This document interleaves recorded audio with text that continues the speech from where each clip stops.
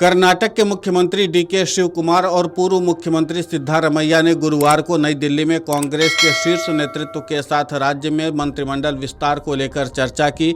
दोनों नेताओं ने राहुल गांधी के आवास पर उनसे मुलाकात की। इसके बाद उन्होंने कर्नाटक के अखिल भारतीय कांग्रेस कमेटी यानी कि एआईसीसी प्रभारी रणदीप सुरजेवाला के साथ भी विचार विमर्श किया। रणदीप सुरजेवाला ने बैठक के बाद पत्रकारों को बताया कि ये एक प्रारंभिक चर्चा थी। उन्होंने कहा कि कर्नाटक में बहुत जल्द मंत्रिमंडल का विस्तार किया जाएगा। रणदीप सुरजेवाला के अनुसार यह विस्तार 6 अगस्त से शुरू होने वाले राज्य विधानसभा सत्र से पहले होने की संभावना है। इस महत्वपूर्ण बैठक में कर्नाटक प्रदेश कांग्रेस कमेटी यानी कि पीसीसी के अध्यक्ष बीके हरिप्रसाद भी मौजूद थे। उन्होंने कहा कि हमने विस्तार से विचार विमर्श किया, उसके बाद वे राहुल गांधी से मिले।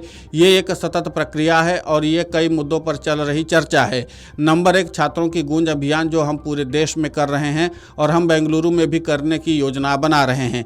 अभी तारीख तय नहीं है। नंबर 2, संगठन सृजन अभियान अब कर्नाटक में भी आयोजित किया जाएगा, जिसके लिए हमने पर्यवेक्षक नियुक्त किए हैं।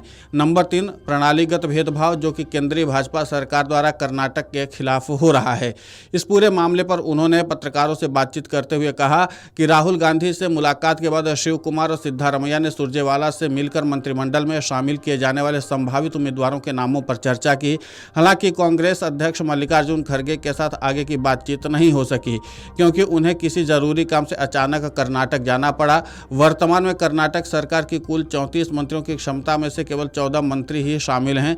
सूत्रों के अनुसार बैठक में विधानसभा अध्यक्ष के खाली पद को भरने पर भी चर्चा हुई, क्योंकि यूटी खादर अब राज्य के स्वास्थ्य मंत्री बन गए हैं। इसके अलावा विधान परिषद के उपाध्यक्ष का खाली पद भी जल्द भरा जा सकता है।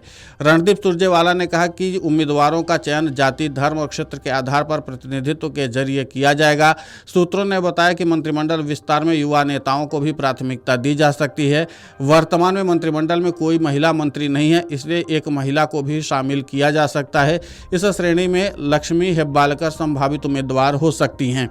तो कुल मिलाकर के यह है कि रणदीप सुरजेवाला ने इस बात की जानकारी दे दी है कि कर्नाटक में बहुत जल्द मंत्रिमंडल का विस्तार किया जाना है और उसको लेकर के अभी से पूरी तरीके से रणनीति बनाई जा रही है। और इसीलिए कर्नाटक के मुख्यमंत्री डीके शिवकुमार और साथ ही साथ पूर्व मुख्यमंत्री सिद्धारमैया राहुल गांधी से मिलने दिल्ली पहुंचे और इसके बाद उन्होंने मंत्रिमंडल विस्तार को लेकर के काफ़ी गहनता से चर्चा की है। और इसी के साथ एआईसीसी के जो कर्नाटक प्रभारी हैं यानी कि रणदीप सुरजेवाला से भी उन्होंने मंत्रिमंडल विस्तार को लेकर के चर्चा की है।